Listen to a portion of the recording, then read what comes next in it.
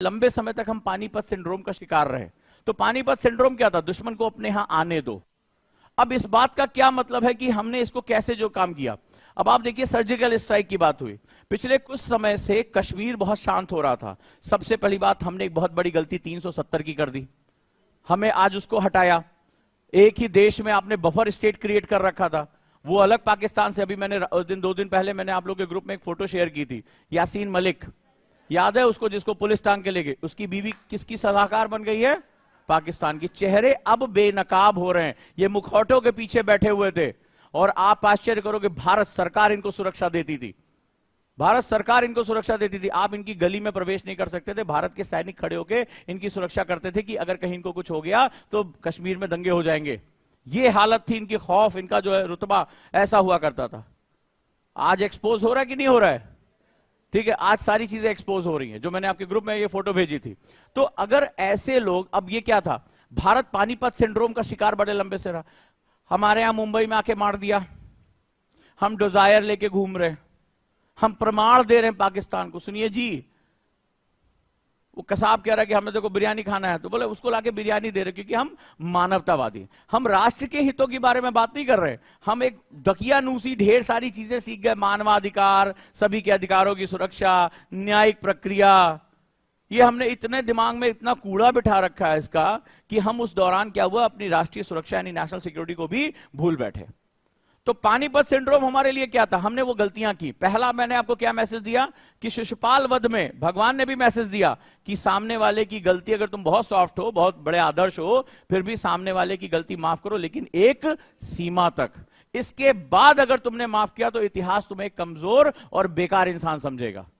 इससे पहले की क्लास में तुम्हें सिखाया कि हर राष्ट्र को वो सब कुछ करना चाहिए जो उसके लिए जरूरी है। ये उसके लिए जरूरी है, नहीं तो वो राष्ट्र सर्वाइव नहीं कर पाएगा।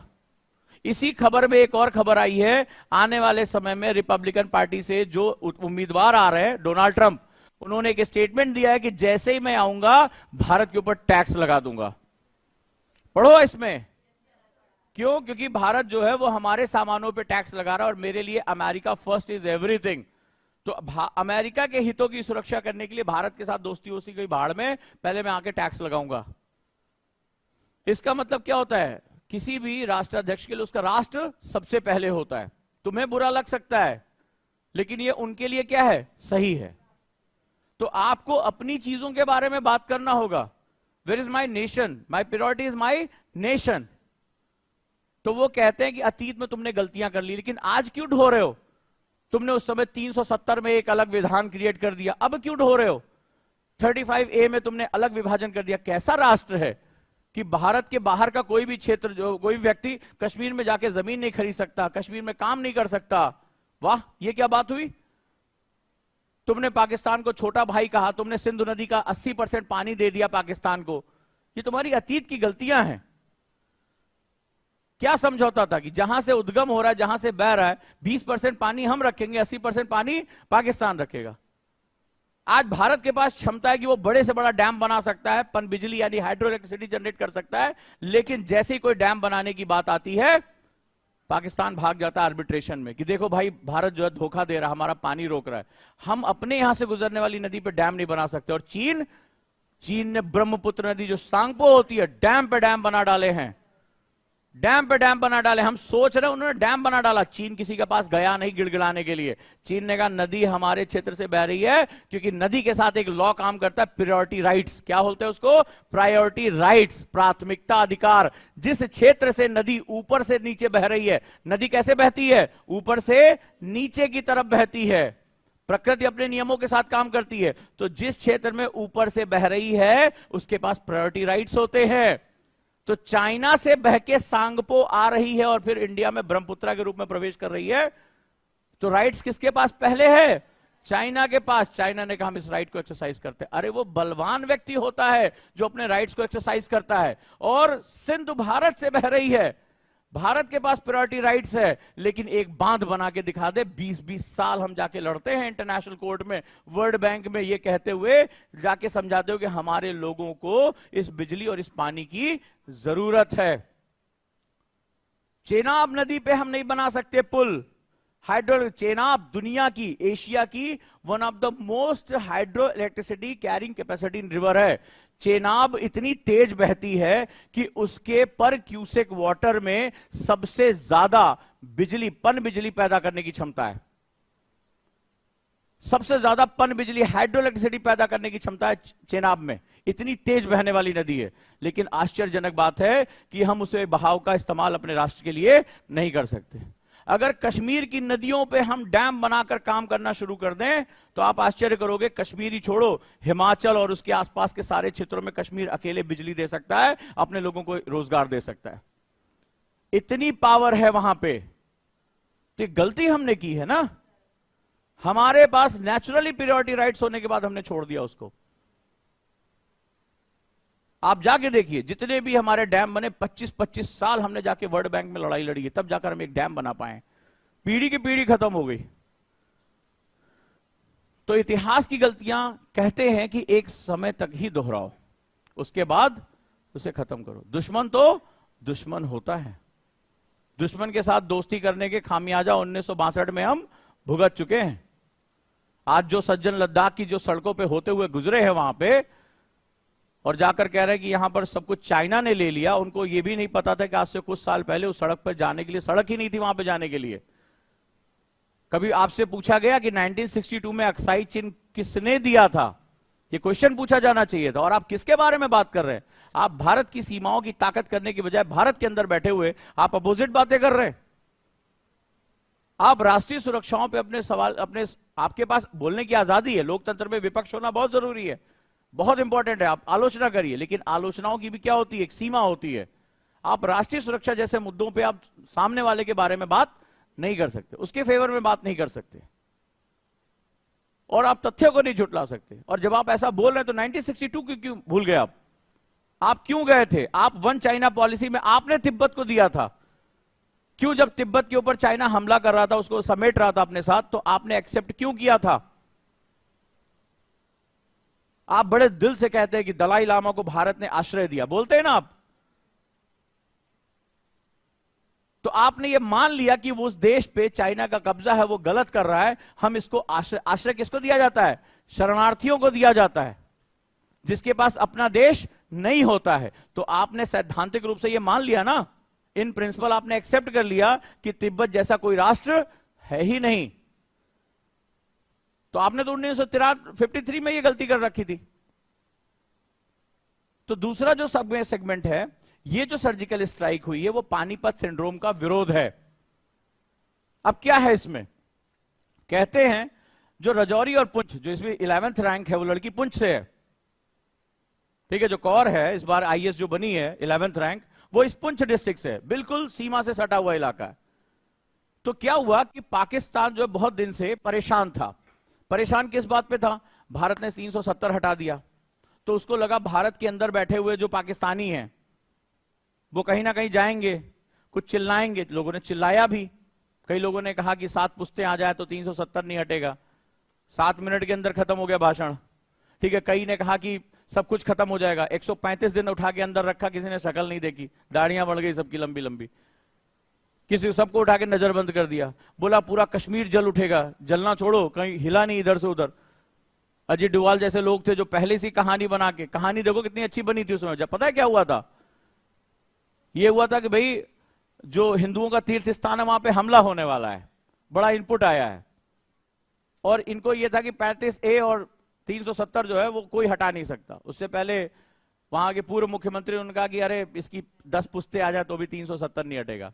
तो इन्होंने कहा कि भाई जो तीर्थयात्री जा रहे हैं उनके ऊपर हमला होने वाला, और बड़ी बड़ी फोर्सेस डिप्लॉय कर दी। चुपचाप दिखाया यह कि हमला होने वाला है, बहुत बड़ा एक इनपुट आया है कि आतंकवादी हमला होने वाला है, और ढेर सारी मिलिट्री डिप्लॉय कर दी। तो मिलिट्री ने क्या किया, सारे स्ट्रेटेजिक पोजीशन पे अपनी पकड़ बना ली। फिर अजय डोवाल साहब चूंकि बहुत ही लिटरेट आदमी, उनको उर्दू की नॉलेज है, उनको हर भाषा की नॉलेज, 7 से ज्यादा भाषाएं जानते हैं वो पहुंच गए लोगों के बीच में। सोपिया सोपोर, जहां पे हम आप जाने की हिम्मत नहीं कर, मैं सोपिया में गुजरा हूं, मैं जानता हूं ना डर क्या चीज होती है, वो बहुत वहां की वादियों में देखा हमने। जब हर आदमी आपको ऐसे देखता है कि ये किस तरह से रंग रूप इसका कैसा है, तो ना वो सरसराहट होती है। तो वहां पे जाके गांव गांव में जाके उनसे बात करके और उनको बताया कि देखो गवर्नमेंट ये करने जा रही, और खटाक से 35A हटाया। इन लोगों को, पूरे मीडिया को लगा 35A के लिए हो रहा है, क्योंकि 370 तो सबने मान लिया था कि अब ये हट ही नहीं सकता, अक्षुण है। तो सबका ध्यान चला गया 35A की तरफ, तो सब लोग उसके ऑफेंस साथ में, विरोध में फंस गए। कितना स्ट्रेटेजिकली चाल चली। और 35A बात हो रही थी कि संपत्ति अब जो है वो सरकार अपने हाथ में रखेगी, ऐसा वैसा करके। इधर अगले दिन 370 गायब कर दिया। जब तक तुम ये सोचो कि कोई आतंकवादी हमला हो रहा है, मीडिया आतंकवादी हमले को कवर कर रही है, 35A हटाया, सेना को डिप्लॉय कर दिया उसी बहाने। जब सेना ने सारे और जितने भी नेता थे सबको उठा के घर के अंदर बंद। बेटा ना तुम बाहर निकलोगे, ना तुम मीडिया से बात करोगे, ना मीडिया से बात करोगे, ना भड़काओगे। गायब कर दिया उनको, सब नजरबंद अपने अपने घरों के अंदर। बोले आप आराम करो, बहुत काम कर लिया तुमने। और जब तक लोगों का ध्यान 35A पे विश्लेषण हो, तब तक 370 गायब। जो बातें हो रही थी कि 70 सालों में नहीं हुआ, 70 सालों में नहीं हुआ, 7 मिनट के अंदर वो भाषण करके खत्म कर दिया, हो गया खत्म मामला। और कोई हिलने के मूड में नहीं, कोई जानने किस स्टेप से उन्होंने तैयारी की। और 370 हटा क्योंकि पाकिस्तान के फेवर में था 370। कभी भी बाउंड्री स्टेट एक बफर स्टेट नहीं होना चाहिए। तो क्या हुआ, अब भारत का विकास शुरू होता है। पहले बड़ा विरोध हुआ कि अब ये नहीं होगा, धीरे धीरे आपने देखा लोग राष्ट्रवाद की। भाई मैं वहां गया हूं, महीनों महीनों दुकानें बंद रही। मैं ये क्वेश्चन पूछता था, इनका रोजी रोटी कैसे चलती है? महीनों महीनों दुकान नहीं चल रही है, आम इंसान से ज्यादा फौजी दिखाई पड़ रहे हैं वहां पे। डर का एक माहौल हर समय बना हुआ था, और खूबसूरत उतना ही। टूरिज्म की कितनी संभावना जिसकी कोई हद नहीं। अभी देखो आज निकल कर आया, कितनी जमीनें लोगों ने दबा के रखी है। एयरपोर्ट के आसपास कंस्ट्रक्शन नहीं कर सकते। आप निकलो श्रीनगर एयरपोर्ट के बाहर, जैसे निकलोगे खूबसूरत खूबसूरत कोठियां, वो फॉरेन में जो दिखाते हैं उस तरह के, और लग्जरी यार। मैंने कहा यार एयरपोर्ट के जस्ट बाहर, बोला ये फलाने साहब के हैं, वो बड़े बड़े नेता, वो मैडम की जो हैं वो उनकी कोठी है, वो उनके वाले वो शहजादे साहब की कोठी है। फिर उसके बाद और थोड़ा आगे गया तो असली कश्मीर दिखाई, वो टीन शेड डाल के गरीब आदमी दिखाई पड़ रहा है, उसकी झुग्गी झोपड़ी, उसके वो टीन शेड मिली हुई है। और इनके बंगले हैं, मतलब पहाड़ियां काट काट के बंगले बनाए गए। गुलमर्ग इतनी खूबसूरत जगह, फलाना साहब यहाँ गोल्फ खेलते हैं, वो पूरी जमीन है उन्होंने पूरे, मतलब गुलमर्ग इतना बड़ा जो है वो टूरिस्ट हब है, उसको पूरा पर्सनल प्रॉपर्टी बना रखी थी। आप बाहर से अंदर आ ही नहीं सकते थे, आपको पता ही नहीं चल रहा वहां क्या हो रहा है। वो जितना आपसे चाहेंगे उतना ही आप कर पाएंगे। तो आज उस कश्मीरी को क्या मिल रहा है? अपॉर्चुनिटी मिल रही है। आज लोग फिल्में बनाने जा रहे हैं, आज वहां पर टूरिज्म बढ़ रहा है, वहां के लोगों की इनकम बढ़ रही है। अब पाकिस्तान ने 1971 में एक वादा कर लिया था। 1971 जब वो वॉर हमसे हारा और 2 टुकड़े हो गए पाकिस्तान के, जो बांग्लादेश बना, तो उसने कसम खाई कि we will bleed India through the 1000 wants, कि हम भारत को 1000 से ज्यादा जख्म देंगे, कि भारत तिल तिल करके उसका खून बहता रहेगा। कि उसने कसम खाई, we will bleed India through 1000 wants, हम हजारों जख्म देंगे कि वो रिश्ता रहे।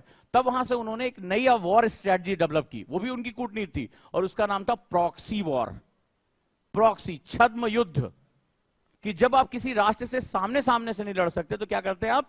छद्म युद्ध का सहारा लेते हैं, प्रॉक्सी वॉर। और प्रॉक्सी वॉर कैसे लड़ा जाता है? प्रॉक्सी वॉर बहुत ही घिनौने तरह का वॉर होता है। तो इस प्रॉक्सी वॉर में क्या किया जाता है? आप सबसे पहले आप जाते हैं, आप डायरेक्टली नहीं लड़ते हैं, आप ड्रग्स, कि यूथ में ड्रग्स दे दो, पीढ़ियां खराब हो जाएंगी, फेक करेंसीज, इकोनॉमी चौपट कर दो, टेररिज्म, एक्सट्रीमिज्म, अतिवाद। अतिवाद जैसे हम नक्सलाइट्स, तो नक्सलाइट पहले पुलिस वालों की 303, बेचारे, एक तो पुलिस वालों को इससे पुरानी बंदूक मिली हुई है, खींचो तब दागो, किधर गोली जाएगी कुछ नहीं पता। तो पहले उनकी बंदूकें छीन के, अचानक से क्या हुआ? उनके पास माइंस आ गई, AK-47, sophisticated weapons, satellite phones, कहां से आए उनके पास? नक्सलाइट की जो शुरुआत हुई थी नक्सलबाड़ी से, तो वो यही हुई थी ना कि भारत सरकार ने जो अत्याचार किए उनके लोगों ने, उसके खिलाफ उन्होंने आंदोलन किया।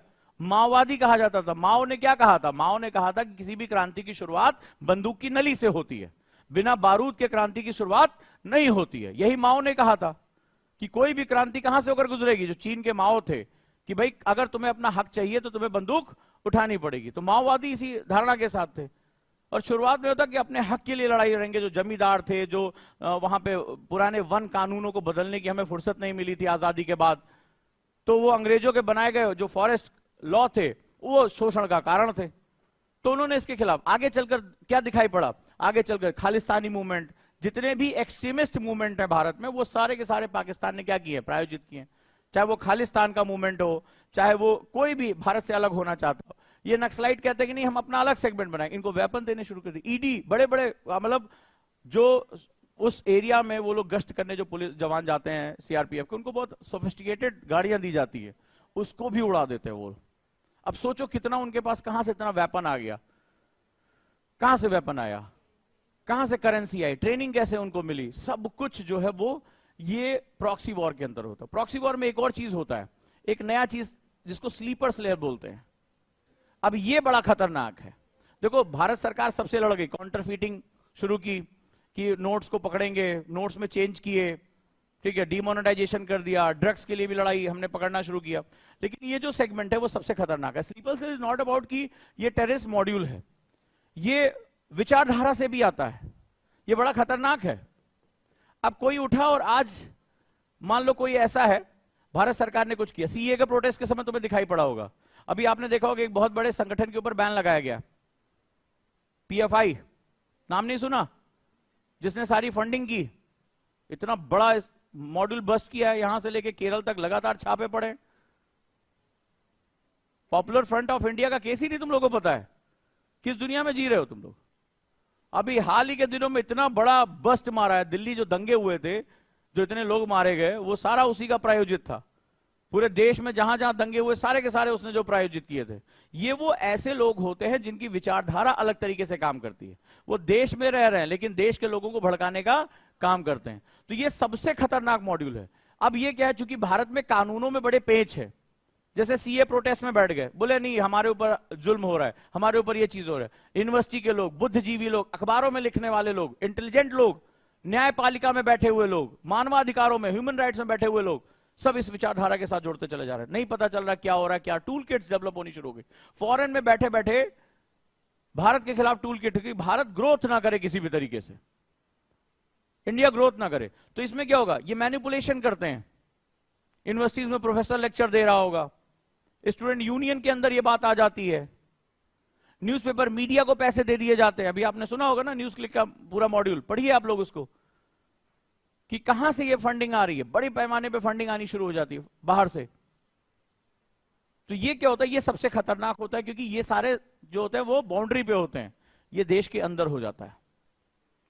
फिर गवर्नमेंट कुछ भी कर रही है उस पर आप ट्वीट करना शुरू कर देंगे, ट्विटर जैसे हैंडल्स का यूज करना शुरू कर देंगे, क्योंकि आपके यहां बोलने की आजादी है। तो फिर सही गलत का वहां पहचान मुश्किल हो जाती है, और बोलने की इस आजादी का क्या कर दिया जाता है, दुरुपयोग कर लिया जाता है। ये सबसे खतरनाक मॉड्यूल होता है, क्योंकि आप कुछ नहीं कर पाते। जैसे किसान आंदोलन में आपने देखा, आज पढ़िएगा, 10 साल बाद पढ़िएगा, आपको पता होगा कि किसानों के हित के लिए वो कानून बने थे। मेरे एक सवाल का जवाब हर बुद्धिजीवी से है भाई, कि जब किसी उद्योगपति को एंटरप्रेन्योर कहा जाता है तो किसान को बेचारा क्यों कहा जाता है? If I am going to factory and produce something, I have ability to produce anything, चाहे मैं बॉक्स बनाऊं, टिफिन बनाऊं, कुछ भी बनाऊं, सो आई एम एंटरप्रेन्योर। तो एग्रीकल्चर में वो एग्रीप्रेन्योर क्यों नहीं हो सकता? वो बेचारा क्यों है? किसान खेती घाटे का सौदा है, यही लिखा जाता है ना, चिल्ला चिल्ला के इसको बताते हैं। तो किसान एग्रीप्रेन्योर क्यों नहीं हो सकता? मेरे सवाल का जवाब दो। वो बेचारा ही क्यों है? वो गरीब ही क्यों? उसको क्यों टैक्स में छूट चाहिए? उसको क्यों फ्री बिजली चाहिए? उसको क्यों पानी चाहिए? अरे उसको जब तुम्हारी किताब की पहली लाइन एनसीईआरटी उठा के देखो, और भारत की विकास जो आपका जो है इंडिया इकोनॉमिक डेवलपमेंट वाली बुक उठा के देखोगे, उसमें जब एग्रीकल्चर चैप्टर में जाओगे तो लिखा है उसमें कि भारतीय कृषि मानसून का जुआ है। Indian agriculture is a gamble of monsoon, और भारतीय कृषि घाटे का सौदा है। वाह, मतलब मुझे एक ऐसे बिजनेस में डाल लो कि इसमें तुम जिंदगी में फायदा नहीं पाओगे, तो मैं बिजनेस क्यों करूंगा? तुम मुझे बताओ, ये एनसीईआरटी में लिखा हुआ है। What kind of mindset you want to prevail? अब जो बच्चा पढ़ के निकलेगा वो क्या सोच के निकलेगा कि खेती घाटे का सौदा है। मान लो तुम में से कोई किसान के घर का है, पढ़ लिख लिया, तुम्हारा माइंडसेट चेंज हो गया कि नहीं हो गया, कि भाई कुछ भी करेंगे खेती नहीं करेंगे, यही होगा ना, क्योंकि ये घाटे का सौदा है, तो तुम बेचारे हो गए। और अगर मैं उद्योगपति हूं, अगर मैं एंटरप्रेन्योर हूं, तो मैं अपने प्रोडक्ट को किस दाम पे बेचना चाहता हूं, किस रूप में बेचना चाहता हूं, इसमें मर्जी किसकी होगी? मेरी होगी। मैं 99 रुपए में पढ़ाऊं, 999 में पढ़ाऊं, 9,999 में पढ़ाऊं, मेरा मन यार। मुझे जो दिखाई पड़ रहा बिजनेस में वो करूंगा, मुझे जो अपॉर्चुनिटी दिखाई पड़ी वो मैं करूंगा। सो तुम फसल कौन सी उगाओगे, तुम्हें मैक्सिमम प्राइस कौन सा मिलेगा, ये कौन तय कर रहा है? गवर्नमेंट तय कर रही है। तो तुम काहे कि तुम जो है वो फिर एग्रीप्रेन्योर। तो ये जो मौके थे वो एग्रीप्रेन्योर बनने के मौके थे। और सबको पता है कि एग्रीकल्चर में भारत की 55% आबादी है, और जिस दिन ये 55% आबादी अपने पैर पे खड़ी हो गई, दुनिया का सबसे ताकतवर बाजार हमारे पास होगा। क्योंकि हमारे जो विकास की धुरी है वो गांव की तरफ शिफ्ट हो जाएगी। हमारे गांव के पास पर कैपिटा इनकम आ जाएगी, हमारे गांव के पास परचेसिंग पावर पैरिटी आ जाएगी। और फिर जब ये इतनी बड़ी आबादी के पास पैसा आ गया ना, तो ये दुनिया भर की जो कंपनीज घूम रही हैं वो सब भारत भाग के आएंगी। क्योंकि गांव का आदमी वो सब कुछ डिमांड करने लगेगा जो आज शहर का 30% आदमी कर रहा है। 70% आबादी मेरी कहां रहती है? गांव में रहती है। ह्यूज मार्केट, दुनिया भर के बैंकिंग, दुनिया भर का इंश्योरेंस, दुनिया भर का मेडिकल सिस्टम, दुनिया भर का एफएमसीजी, दुनिया भर की सारी चीजें किधर भागेंगी? भारत भागेंगी। और ये विदेशियों को पसंद नहीं है। और भारत फंस गया अपने उस फ्रीडम ऑफ स्पीच में। आज तीनों कानून क्या करने पड़े? वापस लेने पड़े। एक कानून आप नहीं पास करा पाए, ये स्थिति हो गई है। ये जो अंदर है वो बहुत खतरनाक है, ये भारत के विकास को रोक रहा है। कितना डर बैठा हुआ है। तो जिस दिन आपने एग्रीकल्चर में एग्रीप्रेन्योर वर्ड, जिसको किसान फार्मर को एग्रीप्रेन्योर बोलना शुरू कर दिया, उसी दिन तुम्हें भारत की धरती से वाकई में सोना उगलना शुरू हो जाएगा। वो मजाक बात नहीं कर रहा हूं। तो भारत की मिट्टी से वो सोना निकलना शुरू हो जाएगा जिस दिन हमने उसको एग्रीप्रेन्योर मान लिया।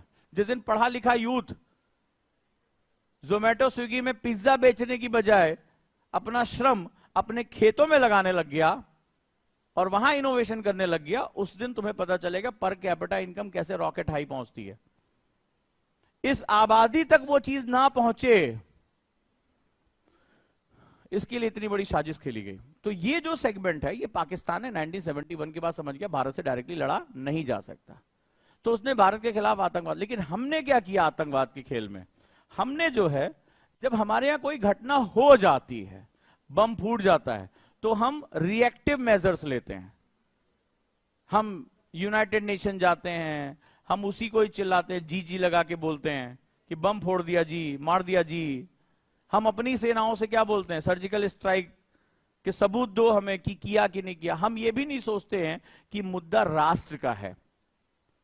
हमारी सेनाओं से हम उसको किसी पर्टिकुलर पार्टी या उसकी विचारधारा से जोड़ देते हैं। हम ये उस समय ये जो लाइन है वो डाइल्यूट कर देते हैं। तो इस बार ये बहुत लंबे समय तक हमारे यहां होता, विदेशी जो है इसका फायदा उठाते हैं कि भाई भारत में कुछ कर दो, उसके बाद ये कोई ना कोई काउंटर रिएक्शन करेगा, उसको मैनेज कर लेंगे, क्योंकि वो मैनेज हो जाता है। अब यहां पर क्या हो रहा था? कश्मीर शांत हो रहा है, अखबारों में खबरें जारी, लोग तिरंगा लिए हाथों में घूम रहे हैं, पूरी दुनिया में G20 सम्मेलन करा लिया, टूरिज्म बूस्ट पे जाने लगा, फिर से लगा कि कश्मीर क्या होगी, आबादी आगे बढ़ जाएगी। तो इन्होंने जो एक क्षेत्र ले रखा है, ये बड़ा ध्यान से समझना, जो ये गुलाम कश्मीर यानी LOC का जो पार का क्षेत्र है, ये बड़ा खूबसूरत है। तो यहां पे लोगों के अंदर अब हलचल होने लगी। क्यों? क्योंकि यहां पर अब इकोनॉमिक ग्रोथ होने लगी है, सड़कें बनने लगी, बिजली आने लगी है, लोग खुशहाल हैं। थोड़ी दूर पे बीच में एक नदी बहती, चिल्ला बोलो ओ भाई साहब, दिखाई वहां पे बात होगी, सुनाई पड़ जाएगा। और इधर के लोगों के पास बिजली नहीं है। कश्मीर की बड़ी सेना और सेना के लोग वो क्या है, इस क्षेत्र में रहते हैं और वो एंटी इंडिया मूवमेंट्स यहीं से चलाते हैं। तो उनको क्या होता है, चरमपंथ के नाम पे, धर्म के नाम पे, पंथ के नाम पे, मजहब के नाम पे यूथ को लाया जाता है। अब यूथ को नहीं पता क्या करना है, उसको तो उस समय जोश दिला दिया गया। तो उनको ट्रेनिंग कौन देता है? उनको ट्रेनिंग वहां पर बॉर्डर एक्शन टीम, पाकिस्तान की बड़ी खतरनाक टीम है, जो ISI के साथ मिलकर, ये सारी जो बैट है वहां की बॉर्डर एक्शन टीम, जिन्होंने हमारे जवानों के सर काट लिए थे, ये बहुत भयानक तरीके से काम करती है, बहुत गंदे तरीके से काम करती है, ठीक है। वो उनको ट्रेनिंग देती है, हथियार मुहैया कराती है, और वो सारी ट्रेनिंग कहां होती है? इस एरिया में। अब यहाँ के बॉर्डर्स बड़े कठिन है। तुम्हें लगा बॉर्डर सिक्योरिटी क्यों नहीं है? घने जंगल हैं, बर्फ है, ठीक है, बहुत तेजी से काटती हुई नदियां हैं, तो यहाँ का जो बॉर्डर सुरक्षा है वो बहुत मुश्किल है, और दोनों तरफ एक ही बात करने वाले लोग हैं। ये हिस्सा हमारे हाथ से निकल गया था। तो ये क्या, वो इन्होंने यहां पर क्या किया, लॉन्चिंग पैड्स बना दिए, यहां ट्रेनिंग होती है, मॉड्यूल होता है। हम इससे पहले क्या होता था, जब हमारे यहां जब ये अंदर घुस आते थे तब हम रिएक्शन करते थे, तो उसमें भी क्या होता था, ये जैसे मान लो आतंकवादी घुसे, हमने मार दिया कि हमारे यहां बम फोड़ने वाले थे, तो तुम्हें लग रहा है कि तुम्हारा न्यूज़पेपर बोल रहा है कि हमने आतंकवादियों को मार दिया। जानते हो विदेश में क्या बोला जाता है? कि भारतीय सेना ने मासूम कश्मीरियों की हत्या की। These all are the narratives, और नैरेटिव में पक्ष देखा जाता है, किसकी पक्ष की बात हो रही है। वो उन मृतकों के फोटोज यूनाइटेड नेशन में ले जाके दिखाता है कि देखो भारत मानवाधिकारों का, ह्यूमन राइट्स का उल्लंघन कर रहा है, भारत की फौजें गलत कर रही हैं। और हम क्यों फंस जाते थे? क्योंकि सब कुछ हमारी बाउंड्री के अंदर हो रहा है। हम पानीपत सिंड्रोम से इतना गंदा गिर कर चुके थे, ये 1000 सालों में हमारे ना डीएनए में आ चुका था। और चूंकि हमारे बॉर्डर्स के अंदर हो रहा है, तो वो क्या हो जाता था, हमारी रिस्पॉन्सिबिलिटी बन जाती थी। तो हमारी फौजों को क्या करना पड़ता था, पीछे हटना पड़ता था। अगर वो कोई एक्शन ले ले, उन्हीं के ऊपर कमीशन बैठ जाता था। ऐसी ऐसी घटनाएं हुई हैं, उन्हीं को जवाब देना पड़ता, तुमने गोली क्यों चलाई। ऐसा नहीं कि उन्होंने कुछ गलत नहीं किया, लेकिन हालात इतने कठिन है, और नतीजा क्या रहा, धीरे धीरे धीरे धीरे वो खिसकते हुए अंदर की तरफ आने लगे। आज कैसे 4-5 सालों में इतना सिनेरियो चेंज हो गया, आज बताओ। आज चेंज हो गया ना। आज वही कश्मीरी कोई आतंकवादी आता है, उसकी सूचना दे देते हैं। क्यों दे देते हैं? वो भी जीना चाहते हैं, लेकिन तुम अंदर आके उनका मुकाबला कर रहे हो। तो हमने जो पहली सर्जिकल स्ट्राइक की, दूसरी की, अब तीसरी में क्या हो रहा था, पाकिस्तान बड़ा परेशान। पिछले 1 साल से अजीबोगरीब न्यूज आ रही है, डल झील में विदेशियों को ले आके बिठा दिया, वहां तो जाने की कोई हिम्मत नहीं कर रहा था, डल झील तो खाली हो रखी थी। फिल्म शूटिंग, मेरे एक जानने वाले अभी फिल्म शूट करके आए हैं कश्मीर में 6 दिन। तो ये सब हो रहा, वहां के लोग रोजगार मिलने लगा है, इकोनॉमी बढ़ने लगी है।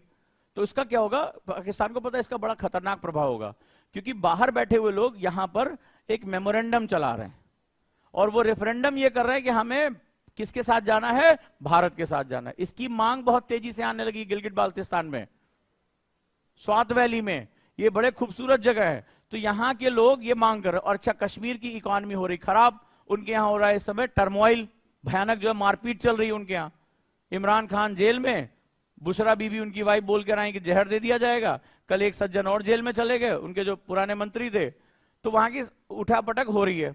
इधर तालिबान अंदर घुस रहा है, वो कह रहा है कि जो खैबर पख्तूनवा प्रांत है वो हमारा है, पाकिस्तान की ऐसी की तैसी।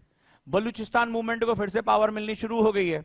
अब पाकिस्तान इतनी चीजों को डील कर पाने की हालत में नहीं है। और जो रही सही कसर थी, वो भी आपने देखा, क्रिश्चियन कम्युनिटी की ईश निंदा के आधार पर जो उनके चर्च जला दिए, पूरी दुनिया उनके खिलाफ हो रखी है। उनका जो ब्लास्फेमी कानून है वो बड़ा खतरनाक है। अब हो गया मामला खराब, भारत के लिए सबसे अच्छा मौका है।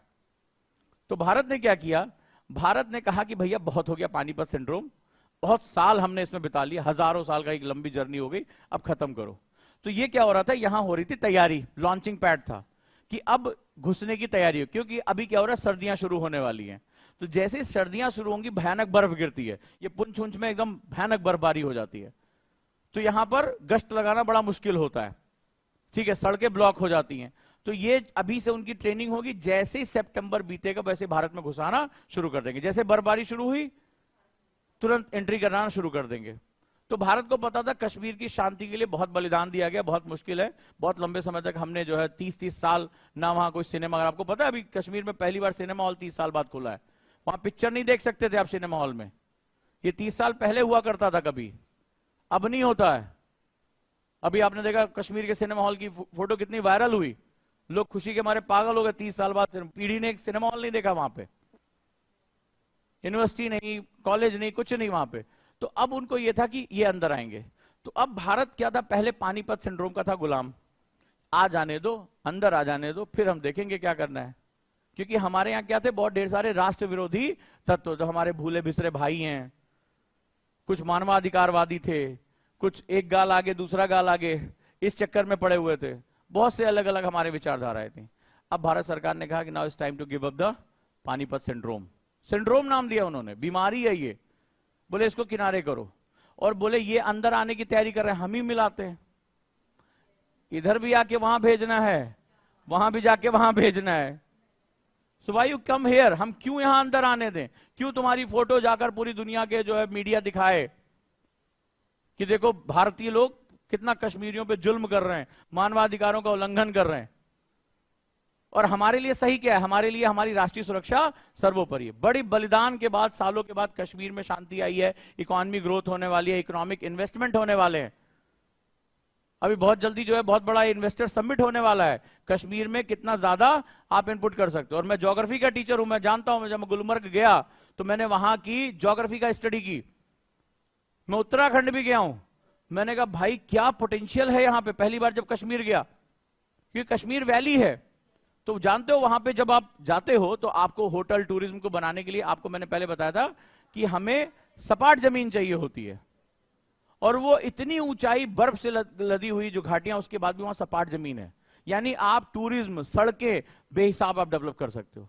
आप हिमाचल में नहीं कर सकते, उत्तराखंड में नहीं कर सकते, क्योंकि वो क्या स्लोप है, नीचे आ जाएगा। ये बिल्कुल ही अलग इसकी जो टोपोग्राफी, इतनी अपॉर्चुनिटी है यहां पे, आप हाई स्पीड सड़कें बना सकते हो। तो ये सारी वहां पर जो है वो अपॉर्चुनिटी है, और वो सारी अपॉर्चुनिटी गायब है। लेकिन वो अब इन्वेस्टर्स बुलाए जा रहे हैं। तो पाकिस्तान को ये भा नहीं रहा है, क्योंकि पाकिस्तान को पता है कि कश्मीर की प्रॉस्पेरिटी का मतलब है ये वाला हिस्सा उसके हाथ से निकल जाएगा। क्योंकि भारत सरकार दोनों तरीके मारेगी, एक तो वो घुसेगी भी, और दूसरा पूरी दुनिया से कहेगी चलो रेफरेंडम करा लेते हैं। बहुत लंबे समय तक हमसे रेफरेंडम करा रहे थे ना, अब हम रेफरेंडम कराते हैं। और इन लोगों को दिखाई पड़ेगा भाई उधर गरीबी है, भूखमरी है, महंगाई है, आटा भी लेने के लिए इधर उधर घूमना पड़ता है, और इधर क्या है, बिजली है, सड़क है, मेडिकल फैसिलिटीज है, इकोनॉमी है। तो क्या करना है, किसके साथ जाना है, भारत के साथ। जब भारत के पास दोनों तरीके मौजूद हैं, दोनों तरीके मौजूद हैं, तो भारत ये दोनों तरीके इस्तेमाल, लेकिन उसको अपना क्षेत्र पहले अच्छा करना पड़ेगा, तब जाकर अखंड भारत की नींव रखी जाएगी।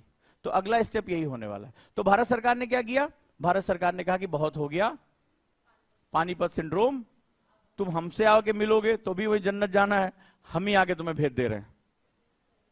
और वो क्या हुआ, हमारे देश के 15 बेहतरीन कमांडो, 12 से 15 अंदर गए, सबको निपटाया, चले आए।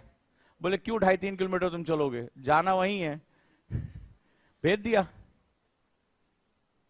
तो जब उसके क्षेत्र में मारा तो कहां मारा, पूरी दुनिया को दिखा, पाकिस्तान की तरफ से कोई स्टेटमेंट तक नहीं आया। क्यों, क्योंकि इन ज्योग्राफिकल बाउंड्रीज का बड़ा मतलब होता है। अब अगर ये कहे कि यहां पर था तो उसको बताना पड़ेगा ट्रेनिंग कैंप था, क्यों इतने लोग हथियारों के साथ गैदर हुए, ऐसा क्या काम कर रहे थे।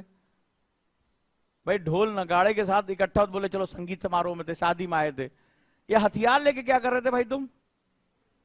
तो एक्सेप्ट नहीं किया, और एक्सेप्ट कर ले तो इंडिया ने उसकी सोवरेनिटी की ऐसी तैसी कर दी, तुम्हारी बाउंड्री के अंदर घुस के मार दिया है। तो अकॉर्डिंग टू द जो नेशनल इंटरेस्ट होता है, अगर कोई तुम्हारी बाउंड्री के अंदर घुस के कुछ कर रहा है तो तुम्हें सामने वाले पर अटैक करना चाहिए। खाने को है नहीं, आईएमएफ से भी गिड़गिड़ा तो अभी कुछ मांगा है कि कुछ दे दो हमें। तो आईएमएफ ने अभी बहुत देर बाद ये कराया, वो कराया, उठा बैठक कराई, डांस कराया, सब कराने के बाद जो है वो थोड़ा सा पैसा दिया है। अब वो पैसा भी लड़ाई में चला जाएगा। भारत ये चाह रहा है कि घुसो तुम लड़ाई में, इसके बाद तो कटोरा जिसे तुम मांग रहे हो वो भी हम ले लेंगे तुम्हारा। तुम्हें पहले तो कटोरे के लिए भीख मांगनी पड़ेगी, उसके बाद तुम्हें कुछ मिलेगा। तो भारत के लिए बड़ा सही मौका है। तो वो दोनों तरीके से फंसा हुआ है, तो उसने कोई स्टेटमेंट इसके बारे में नहीं दिया। लास्ट में ही बोलेगा कि भारत जो है वो पाकिस्तान भारत के साथ आतंकवाद की खिलाड़ी में साथ है, और इसका तो कोई तरीका नहीं है। और पूरी दुनिया की मीडिया भी इसके बारे में कोई बात नहीं कर सकती, क्योंकि ये ऐसा क्षेत्र है जहां से ना फोटोज बाहर निकलनी है, बस हमारे यहां 2-4 नेता हैं वो मांग लेंगे कि हमें जो है वो सबूत दो, हैं वो सबूत मांगते घूमेंगे, बाकी इसका कोई हिसाब किताब नहीं है। तो इंडिया ने क्या किया, उसको न्यूट्रलाइज कर दिया, यानी अब हम तुम्हारी बाउंड्री के अंदर पहुंच के न्यूट्रलाइज कर देंगे। तो अगला स्टेप, इसमें कोई डाउट नहीं कि अगला स्टेप जो है पीओके के लिए हमारी तैयारियां हो चुकी हैं। हमने पीओके के अंदर बेस कैंप्स खत्म करने शुरू कर दिए हैं, अब हमारा रेगुलर उधर आना जाना हो रहा है, ठीक है। पहले भी हमने किया था, चाहे वो सर्जिकल स्ट्राइक हो, चाहे वो एयर स्ट्राइक हो, अब तो हमारा आना जाना लगा रहता। हम पैदल ही घुमाते हैं 2.5-3 किलोमीटर, देखो कितने आराम से चले जाते हैं। तो तो अब वो बोल रहे कि अब जब आना जाना है ही है तो हमें दे दो। पहले हमारा था कि बाउंड्री क्रॉस नहीं करेंगे, इंटरनेशनल मुद्दा, हम इतना घबराते थे क्या बताएं।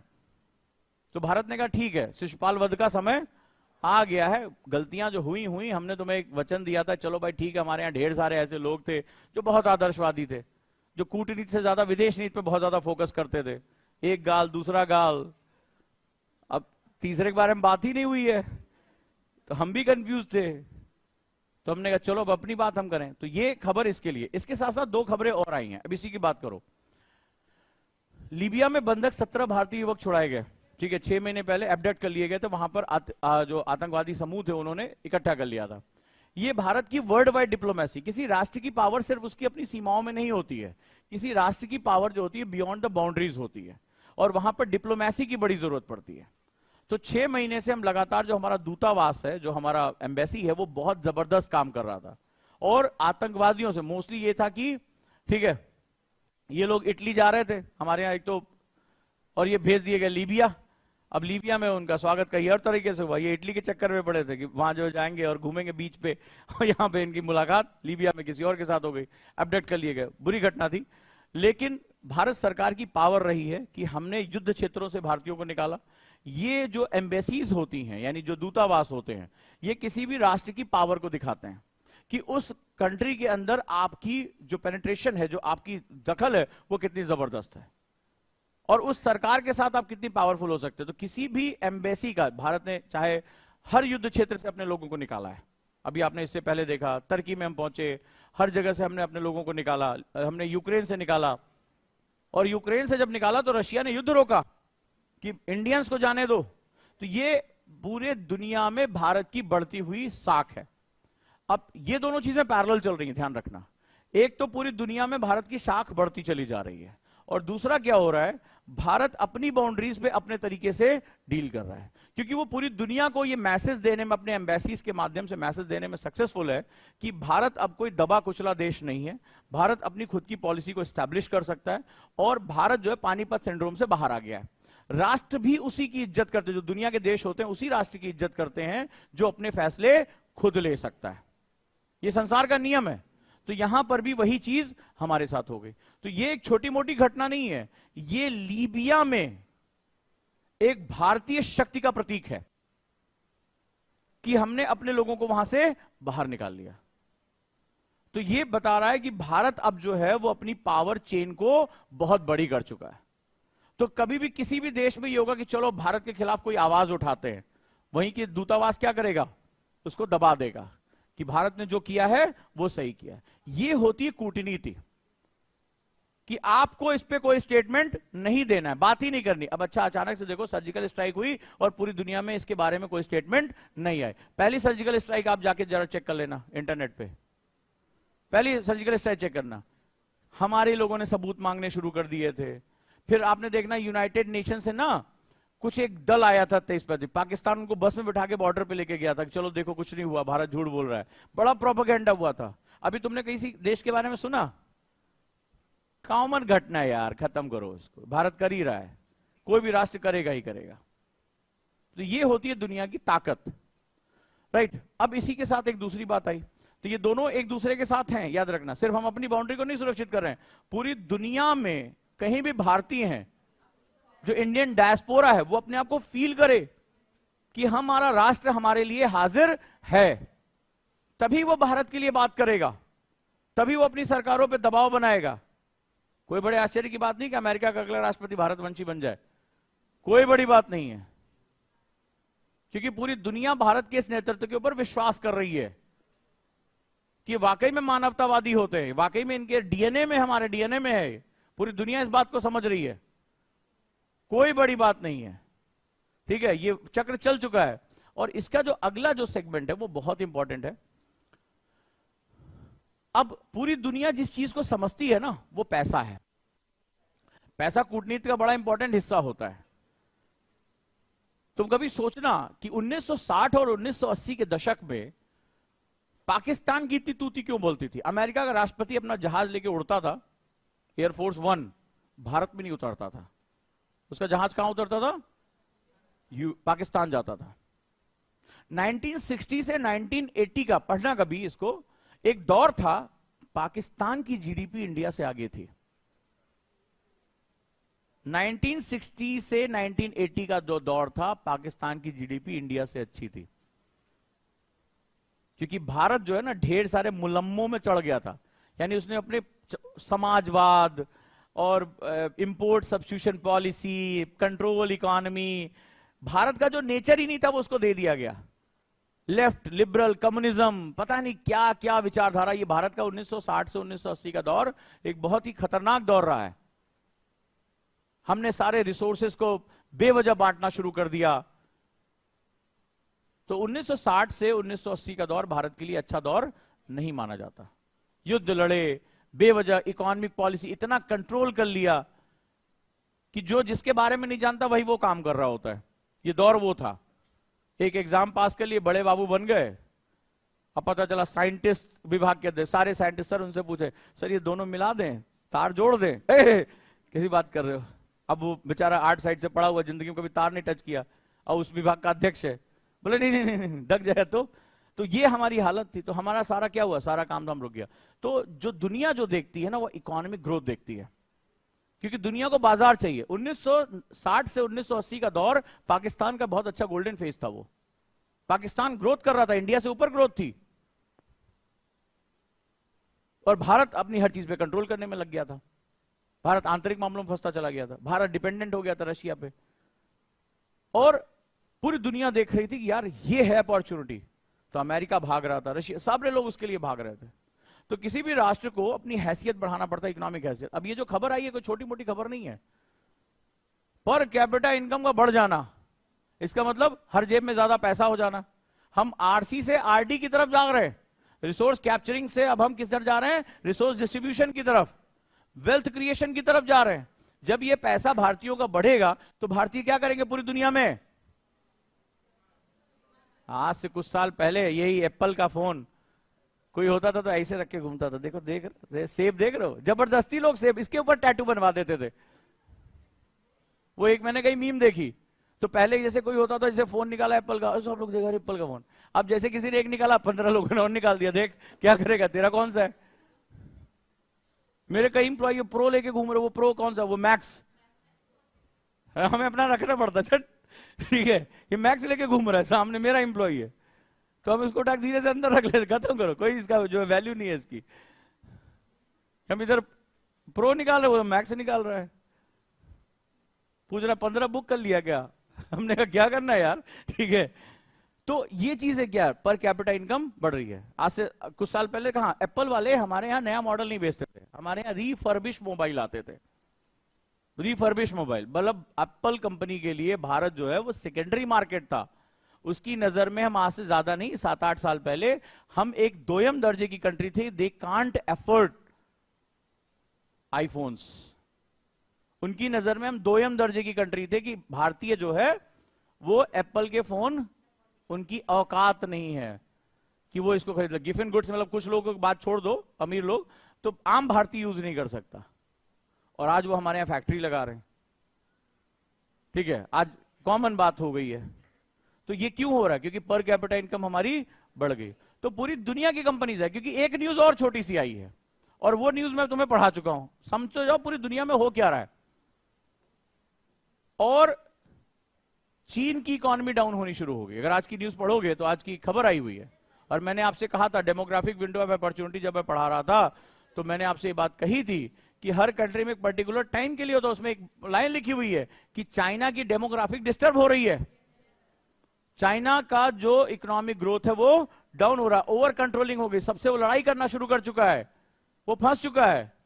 तो वहां के लोग वहां से बाहर निकलना चाहते हैं, चाइना की इकोनॉमिक ग्रोथ डाउन होगी। इसके दो परिणाम होने जा रहे हैं, बड़े ध्यान से समझना। एक, भारत के लिए अपॉर्चुनिटी बढ़ गई। अगर भारत अपने क्षेत्र को लिबरल करता है, ओपन करता है, अपने लोगों को स्किल करता है, तो वो सारी कंपनियां किधर आना चाहेंगी, इंडिया में। लेकिन क्यों आएंगी, मान लो तुमने कुछ सामान बना दिया, तुमने जूता बना दिया, आदमी गरीबी इतनी जूता नहीं पहन सकता, तो क्या करोगे इस मार्केट में। 1 अरब 40 करोड़ लोग जूता नहीं पहनेंगे, साहब खरीदने के पैसे नहीं है। तो पर कैपिटा इनकम क्या होनी चाहिए, बाहर होनी चाहिए। ये रिपोर्ट्स की बहुत वैल्यू है कि देखो भाई इतने कम टाइम में 9 साल 10 साल में हमने इतने लोगों को गरीबी से बाहर निकाला। यानी पर कैपिटा इनकम बढ़ी, अब तुम्हारा सामान खरीद लेंगे। दूसरा एक और बड़ी खतरनाक न्यूज आ रही है, जब भी कोई कंट्री, याद रखना ये पाकिस्तान की पॉलिसी बता रहा हूं 1980 के बाद से, जब उसकी इकोनॉमी डाउन हुई, जब भी कोई कंट्री इकोनॉमिक टर्मोइल में फंसता है, वो अपने लोगों का ध्यान बटाने के लिए युद्ध करता है। यानी जो अगला साल होगा वो हमारे लिए अच्छा नहीं है। जब भी कोई कंट्री इकोनॉमिक टर्मोइल यानी कि एक उठापटक, आर्थिक उठापटक के दौर से गुजरता है, जब इकोनॉमी तेजी से डाउन होनी शुरू हो जाती है, तो वो अपनी जनता का ध्यान बटाने के लिए क्या करता है, बॉर्डर्स पे डिस्प्यूट शुरू कर देता है। ये ध्यान रखना। तो पहले केस में आ रही है हमारे पास अपॉर्चुनिटी कि हमने सही समय पे लोगों को स्किल कर दिया, पर कैपिटा इनकम बढ़ा दिया, इंफ्रास्ट्रक्चर डेवलप कर दिया, सड़क, बिजली, पानी, सुरक्षा हमने सब कुछ दे दी, तो पूरी दुनिया की कंपनीज कहां आएंगी, भारत भाग के आएंगी। और वहीं दूसरा क्या है, अब हमें सबसे बड़ा थ्रेट कहां से आने वाला है, चाइना से आने वाला है, क्योंकि उसकी इकोनॉमी जब डाउन होगी, इतनी बड़ी आबादी पूछेगी, अपने गवर्नमेंट से क्वेश्चन करेगी भाई हमारा रोजगार कहां है, तो उस समय जो नेशनलिज्म का कॉन्सेप्ट होता है वहां पे थोपा जाता है कि भैया देखो, चरम जिसको राष्ट्रवाद कहते हैं, कि अभी राष्ट्र की सुरक्षा का खतरा है, भारत ने हमला कर दिया है, वो कोई ना कोई ऐसा डिस्प्यूट करेगा ताकि अपने लोगों का ध्यान वो बटा सके। ये होता है, और ये चाइना की, जो पाकिस्तान की पॉलिसी 1980 के बाद से रही है।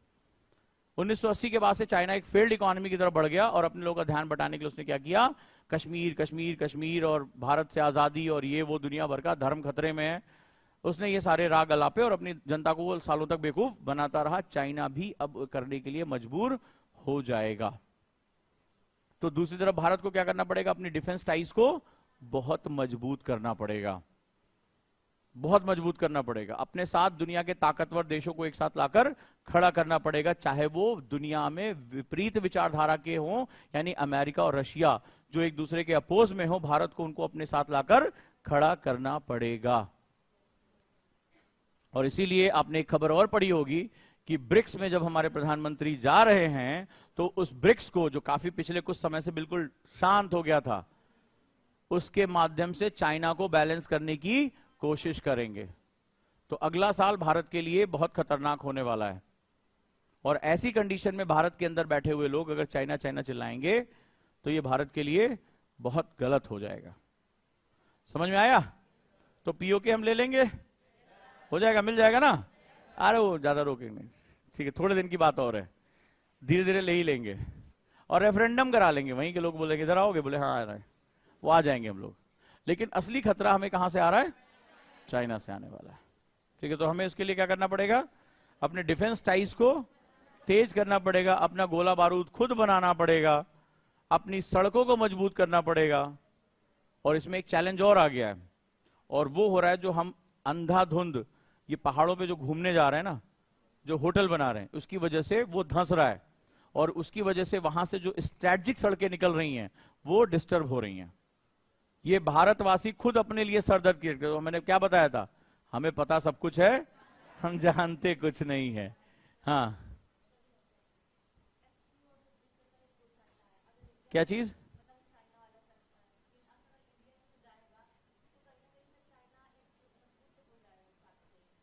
किसमें चला जाए? ब्रिक्स में तुम पहले से ही थे, अंदर जाओगे, बात करोगे, लड़ोगे, पहले जाके उसको समझाओ। ब्रिक्स में और भी लोग हैं, ब्राजील भी है, पता नहीं कहां गायब हो गया पिछले कुछ समय से, ठीक है, रशिया भी है, उनसे मिलकर उसके ऊपर दबाव डालो कि भाई देखो, लड़ो झगड़ो नहीं, क्योंकि वो ये टेंडेंसी होती है, कोई भी राष्ट्र जब आर्थिक टर्मोइल में फंसता है तो बॉर्डर डिस्प्यूट करता ही करता है। रशिया सबसे अच्छा एग्जाम्पल है। ये कौन सी लड़ाई लड़ रहा है, इतना तो गंदा हमने लूडो भी नहीं खेला होगा, और खासतौर पे उसने भी नहीं खेला होगा जो 99 पे जाके कट जाता हो। वो 99 वाला सांप हमेशा उसके लिए बैठा, उसका नंबर ही चाहे कितना भी ऐसे से करके गोटी चल ले, वो उसी पे जाके गिरता है, और जैसे ही वो पहुंचते पहुंचते 99 पहुंचता है, ठीक है आ जाओ, वापस नीचे लेके चला गया। वो हर तरह से पैर ऊपर करके नीचे करके आबड़ा का डाबड़ा करके, वो हमेशा ही होता है। तो इतना तो लंबा युद्ध, मतलब महाशक्ति यार, महाशक्ति, एक छोटा सा देश है, और पता नहीं साल भर से ज्यादा हो गया, अब खत्म होगा, अब खत्म होगा, अब कर क्या रहा है वो प्रॉब्लम में था, खबरों से दूर था, उसकी ऑयल इकोनॉमी का कुछ हिसाब किताब बन नहीं रहा था, तो उसने बड़ा, ये वॉर थोड़े ना, ये डिस्प्ले है उसका कि चलो चल रहा है। तो वो क्या कर रहा है, वो अपनी इकोनॉमी को, लोगों का ध्यान हटा रहा है और कुछ नहीं कर रहा है कि तब तक इकोनॉमी में कुछ तेल वेल बेच लेंगे, इधर उधर कहीं इधर उधर मार्केट ढूंढ लेंगे, अपने ग्रुप के लोगों को इकट्ठा कर लेंगे। तो वो खबरों में बना हुआ है और कुछ नहीं कर रहा है। नहीं तो सोचो, रशिया यूएसएसआर जैसी महाशक्ति और एक देश नहीं निपटा पा रहा है। पता नहीं कौन सी युद्ध है, हमने तो आज तक कभी ऐसा युद्ध देखा नहीं। खेल रहे, पता नहीं वो कौन सा पुतिन मार एकदम बंदूक बंदूक लिए फोटो खिंचा रहे थे, और इनसे एक देश नहीं निपट रहा है ढंग से। पता नहीं क्या गोले बारूद हैं। हम भारतीय सोच रहे होंगे कि बोला हम अगर इतने दिन पटाखा मार देना, हम एक दिन पटाखा मार देते हैं तो दिल्ली सांस लेना बंद कर देती है, सुप्रीम कोर्ट आ जाता है, पटाखे नहीं चलेंगे, दिवाली बैन करो। ये हमारे यहाँ दिल्ली में सांस नहीं ली जाती है, इतना पटाखा रोक दबा देते हैं। इतना हमें मौका दिया जाता है, हम उनकी सांस रोक देते अब तक। हमारे इतना पॉल्यूशन मार देते कि जेलेंस्की खुद ही कहते हैं ऑक्सीजन दो, ऑक्सीजन दो, कहाँ रहना बताओ मुझे। ये हमारी हालत हो जाती। अब पता नहीं वो कर क्या रहा है, अपना पुराना गोला बारूद खत्म कर रहा है। वो बोला, पुतिन बोल रहा होगा, ए देखो जरा, बोले क्या करना है, ए गॉर्शकॉफ इधर आओ, जाके देखो यार वो कौन कौन सा एक्सपायरी डेट आ रहा है। बोले सर 2 दिन बाद इसकी दाग दो इसको। हो सकता है ये कर रहा हो। बोले रखेंगे कहाँ इसको, बोले अबे इसकी एक्सपायरी डेट सर, इसकी अभी 1 महीना बाद में छोड़ेंगे अभी। बोले सर लेकिन 1 महीने तक युद्ध। बोले अरे चलेगा, तुम टेंशन ना लो, टेंशन ना लो, उधर हम छोड़ देंगे उसके ऊपर। तो हो सकता है वो एक्सपायरी देख रहा हो कि फेंकने से अच्छा है दाग दो। या तो किसी भारतीय ने उसको सलाह दिया होगा कि देखो हमारे यहाँ दीपावली जो है वो इकोनॉमिक ग्रोथ के लिए बनती है, तुम साल भर दिवाली मनाओ बेटा, फोड़ते रहो रॉकेट, हम भी फोड़ते हैं। तो हो सकता है वो ऐसा कुछ कर रहा हो। युद्ध का इतना लंबा खींचना, सो कॉल्ड हमारा दोस्त जिसके सहारे हम 20 साल तक हमने अपनी इकोनॉमिक ग्रोथ की ऐसी तैसी कर दी, हमने अपना जो है सारा काम बंद कर दिया, उस रशिया के बारे में बात कर रहे थे। वो एक देश नहीं निपटा पा रहा है, छोटा सा, ठीक है। मतलब उनके साइबेरिया में उठा के डाल दो तो गायब हो जाए वो पूरा का पूरा जेलेंस्की और उसका पूरा देश। इतना बड़ा साइबेरिया है और हम कुछ नहीं कर पा रहे। पता नहीं कौन सी लड़ाई है ये। हमारे यहाँ मोहल्ले मोहल्ले में ऐसी वाली होती है, बुलाएं क्या, बुलाएं भैया को, हाँ तो वही वाली चल रही है, मार देंगे। तो सारा बवाल ऐसे ही चल रहा है। हाँ हाँ,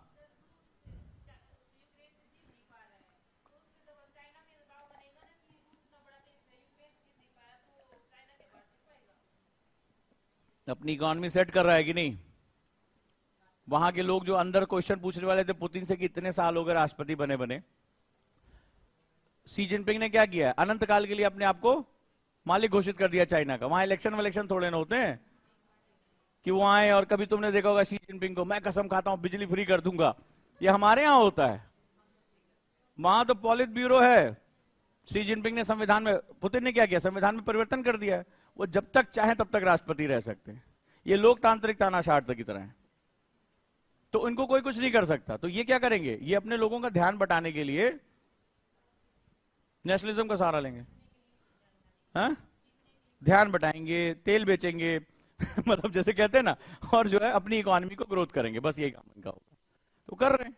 देखो पूरी दुनिया में चर्चा है, मीडिया, अब चर्चा की वजह से क्या हो रहा है, उसको बाजार मिल रहा है, भारत को भी सामान बेच रहा है, इसको भी सामान बेच रहा है। तो पूरी दुनिया में अपनी इकोनॉमी को अंदर ही अंदर सेटल कर रहा है।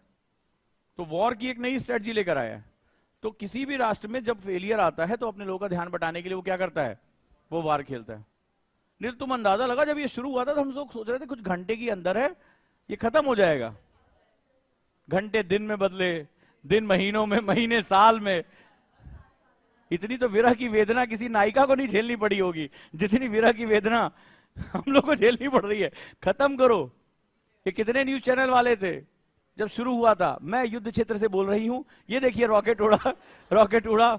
हम भी बैठे थे, एक दिन गलती से चैनल लग गया। पहली बात तो हम ये पाप करते नहीं है, हमने कई चैनल्स को इस तरह से दूर रखा है। तो वो रॉकेट उड़ा, रॉकेट उड़ा, रॉकेट उड़ा, वो एक फुटेज मिल गई। हमें तो लग रहा था किसी दिन वो रॉकेट उतरे, रुके और पहले उसको एक थप्पड़ मारे, बोले तेरे घर में बाप भाई नहीं है, इतनी बार उड़ा चुकी है। इतने तो जिस कंट्री ने दागा वो नहीं हमें कभी कभी उड़ाया उसने। सुबह से शाम तक भारतीय मीडिया उसकी इतनी फुटेज दिखा चुकी थी कि रॉकेट ने मना कर दिया कि मेरा नाम रॉकेट नहीं है, मैं कुछ भी हूं, रसगुल्ला हूं, गुलाब जामुन हूं, लेकिन मैं रॉकेट नहीं हूं। खबरदार जब तूने मुझे रॉकेट कहा तो ये हालत हो गई थी। हमें भी लगा 2-4 दिन ये उड़ेंगे। रशिया इतना बड़ा देश, इतना बड़ा, हमने बचपन से क्या कहानियां सुन रखी थी। अभी तो ये बस निपटा 2-3 दिन में। जेलेंस्की को खोज के निकाल के अभी बाहर उसे कॉमेडी कराएंगे खूब। वो भाई साहब खत्म ही नहीं हो रहा, खत्म ही नहीं हो रहा है, पता नहीं चले जा रहा है, चले जा रहा है। अब तो कोई क्रीमिया रशिया पे कोई बात करता तो उसको बुला के इधर, मन करता इधर आओ, इधर आओ, पास में आओ, ठीक है। यूक्रेन की जब कोई बात करता मारे तो 2 दफा बोला, और कोई बात करने के लिए नहीं है। तो हमारे मीडिया को तब तक बहुत अच्छा कोई मिल गया, वो तो कहो सीमा भाभी अंदर आ गई, ठीक है। हमारा नेशनल, हमारे पास देखो कितना फुर्सत है ये सब चीजें करने का। मैं एक बड़ा इंपॉर्टेंट न्यूज सुन रहा था, ये गलती से सामने आ गया कोई मोबाइल पे, तो उसमें ये हुआ कि भाई प्रधानमंत्री ने जो बातें कही उसके क्या, मुझे कोई बड़ा सीरियस एनालिसिस करेगा। तो थोड़ी देर उसने शुरुआती एनालिसिस की, तब तक थोड़ी देर बाद आ रहा है कि सीमा हैदर के चारों बच्चों ने दाहिने हाथ में झंडा लेते हुए आज राष्ट्रगान गाया। अरे हमने कहा मर जाए हम कहीं जाके। हम सोच रहे थे कोई एनालिसिस क्लास में मैंने पढ़ाया, वो बातें हो सकता है निकल कर आए राष्ट्र के निर्माण की कोई बात, और उसमें दूसरा एक पैरा कह रहा कि राष्ट्रगान गाया, दूसरा चैनल दिखा रहा है उसमें तुरंत दाहिने हाथ में झंडा पकड़ा। मतलब कुछ नहीं बचा इनके पास, चारों बच्चों ने राष्ट्रगान गाया, सीमा हैदर ऐसे खड़ी रही, ठीक है। फिर तब तक कोई दूसरा सचिन के बारे में बात करने लगा, क्या है उसने गाना बना दिया, बताओ उसके ऊपर। लानत है हमारे ऊपर, हमारी यूनिवर्सिटीज में हमारे यूथ कुछ अच्छा नहीं कर रहे, हमारे यूनिवर्सिटीज में कोई रिसर्च नहीं हो रहा है, हम एंटरप्रेन्योर में कुछ नहीं कर रहे हैं, हम जो है हमारी खेती में कुछ नहीं हो रहा है, हमारी सर्विस सेक्टर में कुछ अच्छा नहीं हो रहा, कुछ नहीं हो रहा है। हो रहा है तो वो सीमा हैदर के घर पे हो रहा है, उनके बच्चों ने दाहिने हाथ में तिरंगा पकड़ा, ये राष्ट्रीय न्यूज है। मोदी जी भी सोच रहे होंगे क्या यार कहां हम चले गए, इन्हीं को पार्टी में ले लिए होते तो अच्छा था। हम ये सोच रहे कोई एनालिसिस आएगी, कुछ इंपॉर्टेंट बात होगी, भारतीय मीडिया कहां पहुंचा हुआ है अंदाजा लगाओ इसका, ठीक है। एक दिखा रहा है दाहिने हाथ में झंडा है, ठीक है, राष्ट्रगान बोला है, अभी शाम तक कोई बता देगा कि गलत शब्द का प्रयोग किया है, क्या ये पाकिस्तानी है, ये भारत के खिलाफ है, इसी में और 4-6 आ जाएंगे घूम फिरते। बताए थे हमारा डिबेट कैसे होता है, उसमें बोलने चलेंगे। तो ये चीजें बता रही हैं कि हम नेशनल इंटरेस्ट से बहुत दूर हैं, हमें पता सब कुछ है, हम जानते कुछ नहीं है, वह दिक्कत ही है।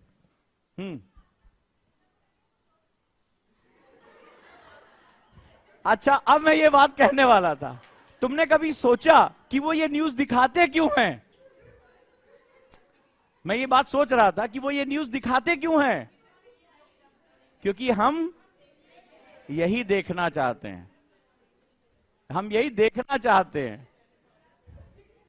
ठीक है। अच्छा किया तुमने पूछ लिया, क्योंकि मैं ये बात बताने वाला था, क्योंकि वो वही दिखा रहे हैं जो हम लोग देखना चाहते हैं। हम बहुत फुर्सत में, ठीक है, काम नाम हमारा ज्यादा कुछ है नहीं, ठीक है। उसके बाद हम जो है तरह तरह की बातें कर रहे हैं, हम अपना ओपिनियन रखना चाहते हैं किसी भी बात पे।